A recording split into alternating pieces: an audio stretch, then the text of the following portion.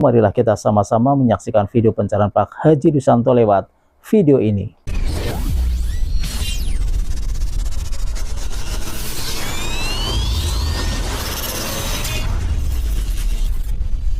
Usaha apa? Saya usaha ya sekarang itu saya usaha dari opak. Oh dari dulu juga opak dari 5 kilo. Alhamdulillah.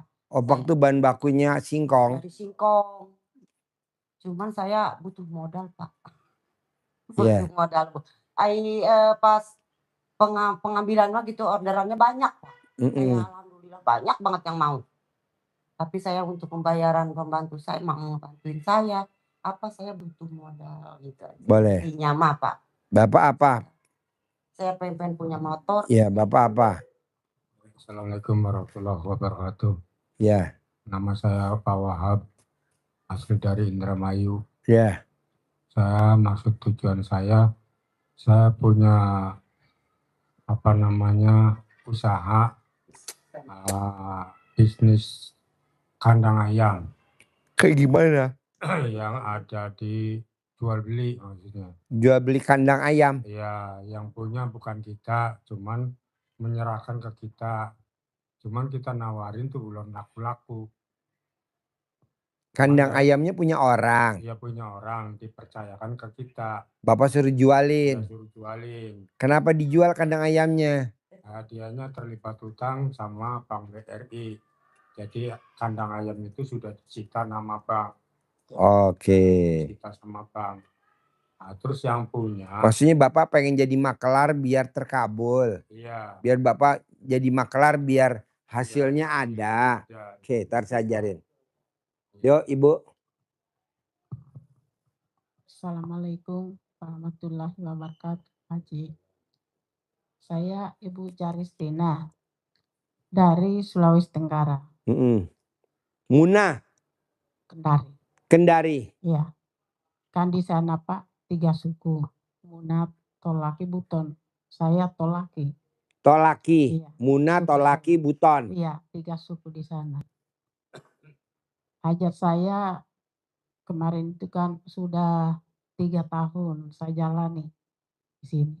Alhamdulillah semua hajat-hajatku satu persatu terkabul. Yang terakhir, yang akhir-akhir ini dulu, saya kan anak saya itu sudah 16 tahun nikah nggak punya anak. Nah kata dokter mandul, tapi nggak masalah kata saya. Saya hanya datang berdoa di RDAI bagaimana caranya Allah untuk memberikan. Dari caranya saja Allah saya minta. Alhamdulillah kemarin sudah dapat 3 bulan yang lalu baik tiba-tiba diberikan laki-laki. Alhamdulillah. Hamil. Tidak, dikasih. Oke. Nah, tapi kan saya bersyukur Pak Haji. Karena itu hal yang mutlak juga bagi kita. Nah, kemudian saya Pak Haji, hajatku ini semua urusan-urusan saya di perusahaan itu keuangan kami terbuka selama saya berada di sini. Nah, terakhir kemarin ini saya datang di Jakarta, pulang di Kendari 1 bulan, datang lagi sudah ada lampu hijau untuk cair. Hari Minggu ini estimasi 1 minggu. 1 minggu hari kerja. Ya 7 hari kerja. Nah, untuk cair di rekening 15 miliar. Itu perusahaan saya Pak Haji, kawasan industri di Sulawesi Tenggara. Karena ada 4 di sana kawasan, saya yang 1. Nah, tapi dana besar ini masih ya, nah kita urut dulu yang kecil-kecil dulu, jangan langsung besar. Karena hajat kalau bersatu kemarin kurang tepat. Jadi saya urut Pak Haji. 1 hajat, 1 ijab, 1 sedekah. Iya. Jadi saya rangkul nggak bakalan susah. Jadi saya kembali lagi ikuti terus pencerahannya Pak Haji. Oh ya harus satu-satu. Jadi saya ambil satu-satu dulu. Jadi alhamdulillah kemarin ada sinyal estimasi waktu paling lambat cair ini 9 hari. Tapi mungkin 7 hari kerja. Yang saya harap Pak Haji, saya datang di sini berharap ijabnya Pak Haji supaya cair, jangan terlalu lama. Itu Pak Haji. Boleh. Terima kasih. Tadi ajarin ya. Iya. Boleh. Iya. Jadi ibu, bapak, ibu, kunci terkabul ilmu RDA itu satu. Tidak boleh berharap. Iya. Kebanyakan ibu berharap. Nanti kalau cair saya mau umroh. Nanti kalau cair saya mau berangkat haji. Nah, Nggak boleh. iya. Ibu begitu gak? Iya. Nggak. Betul Pak Haji. Betul. Nah, mungkin terlalu jauh dulu. Jangan Jauh. dulu. Cair dulu. Jangan kalau nanti uangnya banyak saya mau beli motor. Nggak boleh orang duitnya pegang enggak udah ngomong-ngomong. Akhirnya setan dengar. Break. Setan satu Betul. masuk, setan dua masuk. Ini ada setan tiga mau beli motor. Tuh, kita dibilang setan tiga. Iya. Nggak boleh. Betul itu. Jadi jalanin, syukurin, nikmatin. Kalau bapak dan ibu kan enggak mikir, komen, ngeluh. Mikir, komen, ngeluh. Nanti kalau cair saya mau beli motor. Nanti kalau cair saya mau bikin kontrakan. Nanti kalau cair saya mau bikin kamar buat anak saya yang udah gede. Nanti kalau cair saya mau bikin kos-kosan. Nanti kalau cair saya mau berangkat umrah sekeluarga. Kata Allah cair belum udah ngomong-ngomong lu. Kalau orang bilang namanya kepo. Kepo. Makanya orang kaya di Indonesia makin kaya, makin kaya, makin kaya dan makin kaya. Di Indonesia orang miskin, tambah miskin, tambah miskin, tambah miskin. Kenapa? Karena yang miskin adalah kepo. Baru keluar dari rumah udah papasan sama tetangga. Kepo.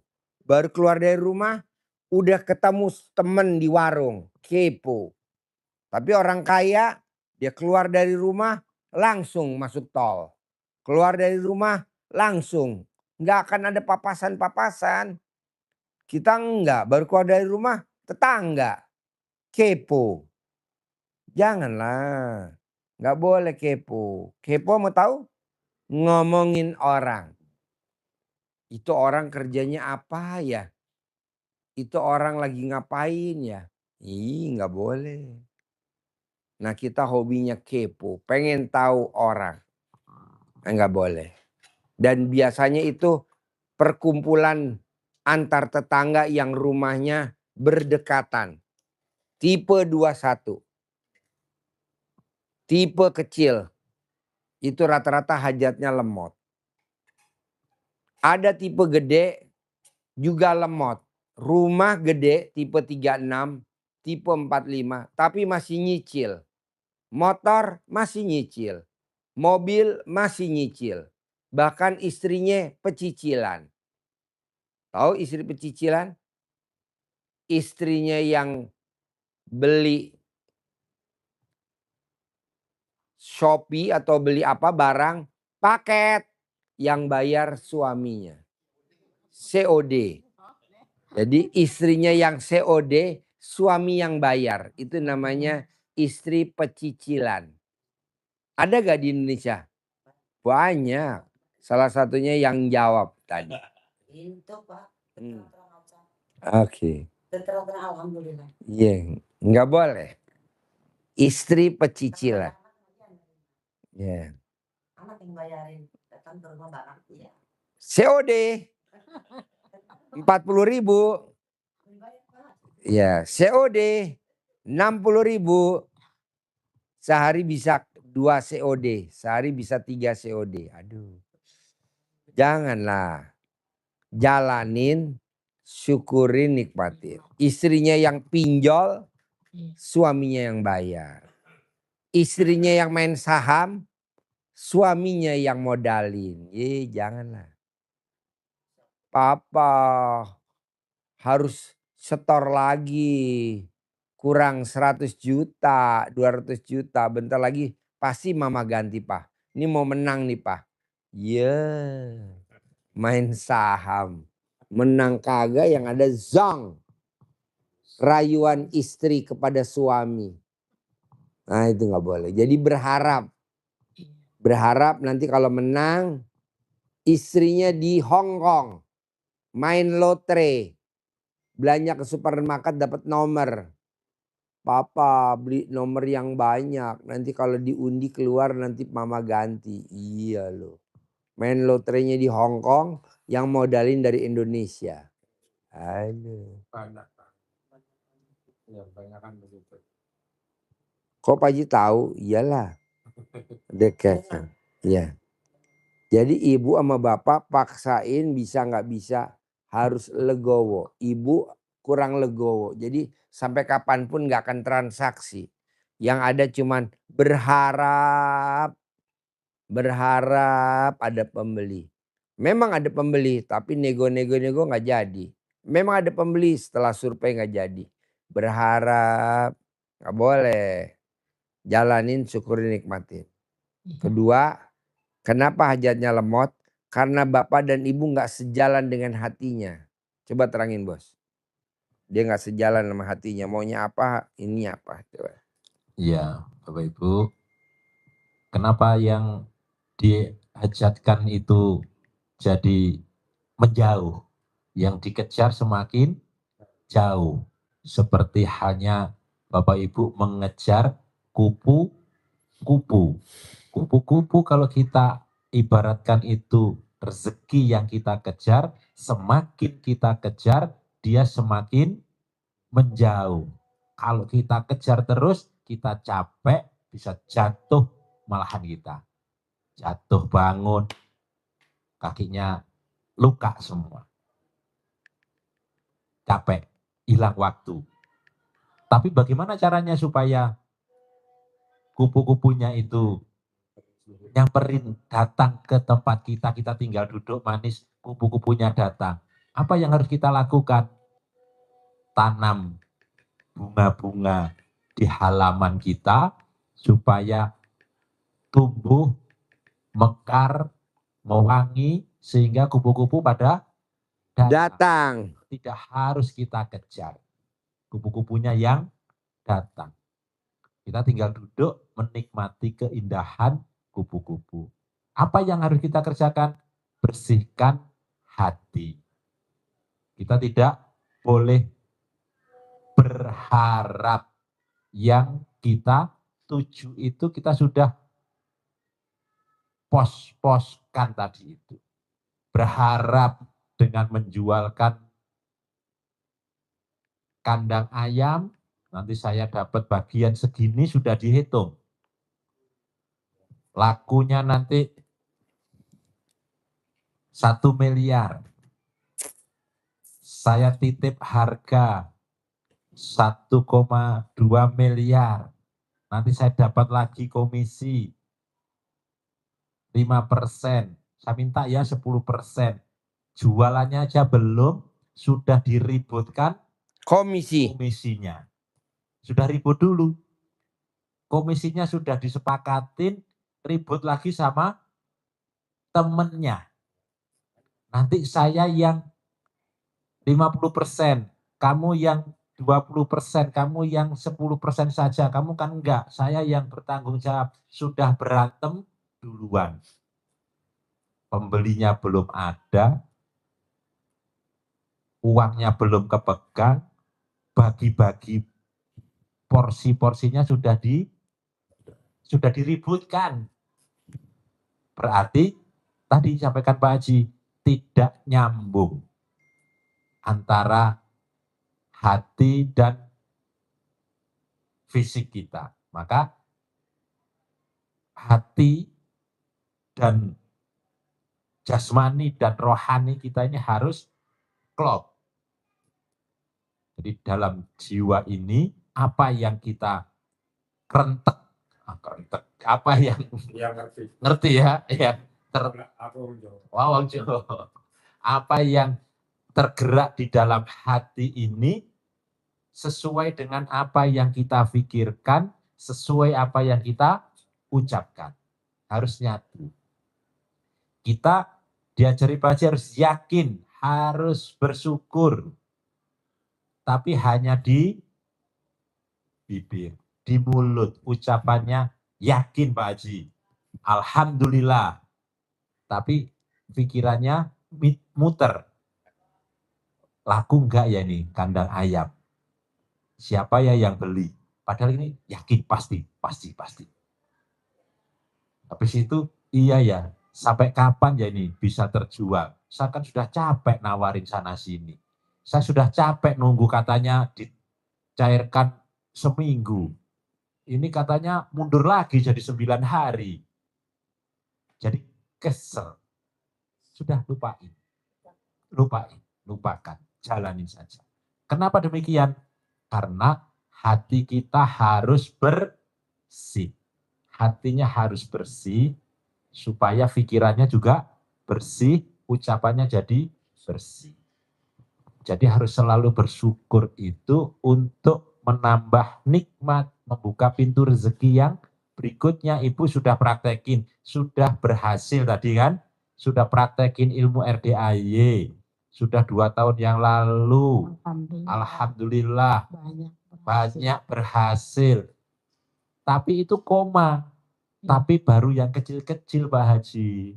Yang gedenya yang ini kok belum ya. Katanya seminggu kok belum. Itu yang bikin Allah tidak takjub. Kenapa? Karena yang sudah diberi kemarin tidak disyukuri, tapi ada koma. Tapi kok kecil. Seperti halnya contoh, ibu ngasih ke putranya saku. Dikasih. Alhamdulillah terima kasih mah. Tapi kok cuma 100 mah. Tapi kok cuma, ya terima kasih. Yang cumanya. Tapi kok cuma. Didengarnya nggak enak. Nggak enak. Kita mau ngasih lagi jadi Malas. Perhitungan. Baru begitu aja udah perhitungan. Terima kasih. Alhamdulillah terima kasih Mama. Ini pasti bermanfaat untuk saya. Terima kasih Mama, masakannya enak walaupun asin. Terima kasih Mama, walaupun enak padahal anyep. Kita nanti 1 minggu ke depan. Jadi disuruhlah saya pribadi di sini menyampaikan sama Pak Haji. Yakinnya, jadi tadi dipesankan Pak Haji, tidak boleh berharap, sudah nol. Memang Pak, nol kan? Saya kemarin ada niat, apa yang dikatakan Pak Haji memang benar. Tidak salah Pak Haji, ilmu Pak Haji tidak yang salah bagi saya. Nanti kalau dia bisa tahu saya. Saya kan memang selalu pasti ini saya pasti memang begitu saya. Kalau itu cair besok saja. Saya langsung berangkat umroh, saya bisa naik haji. Kalau punya uang dari jual kandang pasti beli motor. Padahal saya ikuti harus kosongkan hatinya harus bersih. Kenapa? Karena kalau hatinya bersih, rezekinya pasti masuk. Ibaratnya rantang. Iya. Ibaratnya ini hati kita. Ibarat. Iya, Pak. Kalau ini kondisinya sedang kotor, banyak minyak, banyak bau, karatan, bahkan mohon maaf ada belatungnya. Kalau kita bawa makanan, mau dimasukin, masuk enggak? Enggak jadi dimasukin. Iya. Karena kotor. Bisa nyari yang baru, yang bersih, atau ini harus dibersihkan dulu. Bersihkan, tapi masih bau. Jadi dimasukin? Enggak jadi. Bapak lapor ke Pak Haji, saya sudah bersihin dengan sholat, tobat sudah saya kerjain. Tapi ternyata masih bau. Belum bisa dikasih makanan. Rezekinya belum bisa masuk.